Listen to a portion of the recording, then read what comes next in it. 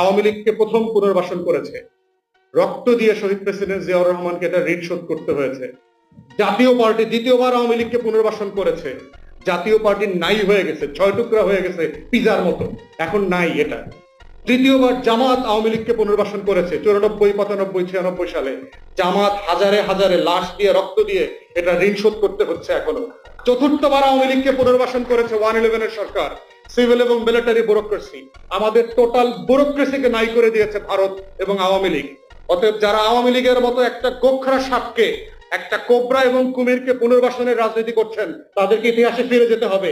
ইতিহাসের নোট বইগুলো দেখবেন, আপনারাও কিন্তু গোখরা শাকের কামড় থেকে বাঁচতে পারবেন না। অতএব ভেরি কেয়ারফুল। জুলাই রেভলিউশন হচ্ছে শত্রু মিত্র চেনার রাজনীতি। জুলাই রেভলিউশন হচ্ছে লাল সবুজের পতাকার বাঁচিয়ে রাখার রাজনীতি। এই রাজনীতিটাই হচ্ছে গণ অভ্যুত্থানের স্পিরিট, এবং তার ভিত্তিতে আগামী দিনের এই গণ অভ্যুত্থানের ফরমান